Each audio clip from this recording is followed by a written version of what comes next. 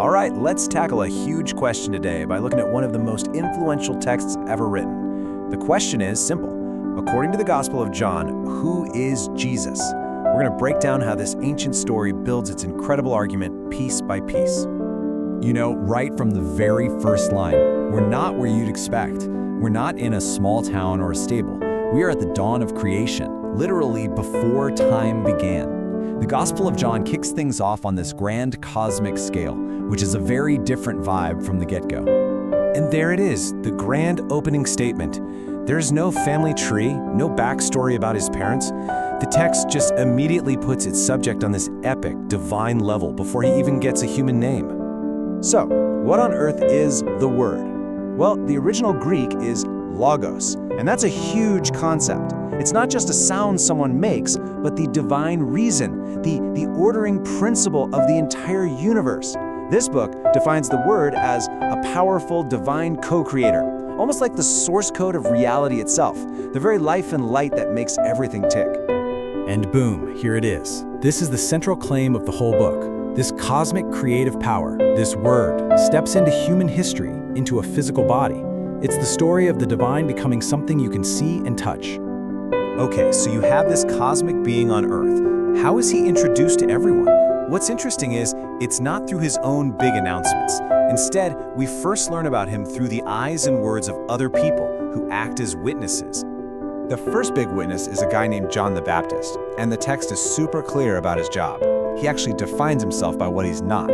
He's practically shouting, "I'm not the Messiah." His whole purpose, he says, is to be a witness, to point to the light, not to be the light. And when he finally sees Jesus, his testimony is incredibly direct and specific. He gives him this profound title, the Lamb of God. Now, in the context of this story, that's not just a nice nickname. It points directly to a sacrificial purpose. This is a heavy-duty introduction. What's cool is that John's testimony sets off this immediate chain reaction. The first followers don't join up because they saw some mind-blowing miracle. Nope, they just heard what John said and they started telling other people. It's just one person telling another, "Hey, I think we found him." And that's how the group starts to form. So you've got the verbal testimony. Now comes the evidence of action. The gospel lays out these powerful events that it specifically calls signs, and they're all designed to reveal exactly who this Jesus is. The very first sign isn't this giant public spectacle. It's actually a pretty quiet miracle at a wedding. He turns a massive amount of water into really good wine. And according to the text, this wasn't just to save the couple from embarrassment.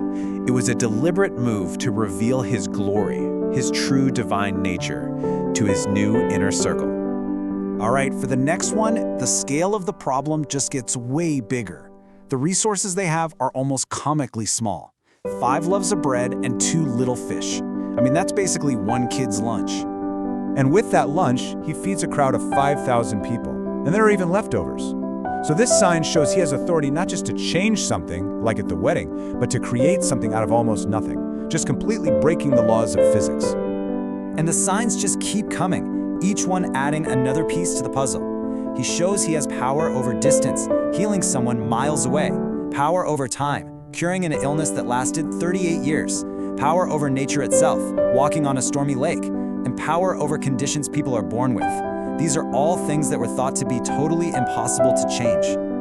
So we've heard what others said about him, and we've seen what he can do. But then Jesus himself starts making these absolutely astonishing claims about his own identity, and he uses this very specific, very powerful phrase to do it. Think about this. Right after he feeds 5,000 people with actual bread, he turns around and says this. He's immediately shifting the focus. He's saying, look, the miracle wasn't really about the food, it was pointing to me as the source of real spiritual life. And then, after he heals a man who was born blind, giving him physical sight for the first time, he makes this declaration. See the pattern? The physical miracle is a sign pointing to a much deeper spiritual truth, that he is the source of all understanding. And this is the one that causes an explosion. It's the absolute climax of his claims. His opponents are challenging him, and he says something that just stops everyone in their tracks. He doesn't say, "Before Abraham was born, I was." He says, "Before Abraham was born, I am." Now for his audience, that phrase, "I am," is a direct link back to God's own name from the Old Testament, the name from the burning bush. He's claiming that name for himself. It's a massive, massive statement. Now, you might think that all these incredible signs and these radical claims would get him a standing ovation everywhere he went, but the text shows the complete opposite happened. He sharply divided pretty much everyone he met. Yeah, the reaction was not a simple thumbs up or thumbs down. It was all over the place. The book describes this whole spectrum. Some people were all in, they believed. A huge chunk were just amazed and confused, not sure what to think. And then a lot of others were convinced he was a fraud or became openly hostile. His presence basically forced everyone to pick a side. And you gotta see, this opposition wasn't just a simple disagreement that stayed the same. No way. It escalated. It started with questions. Who do you think you are?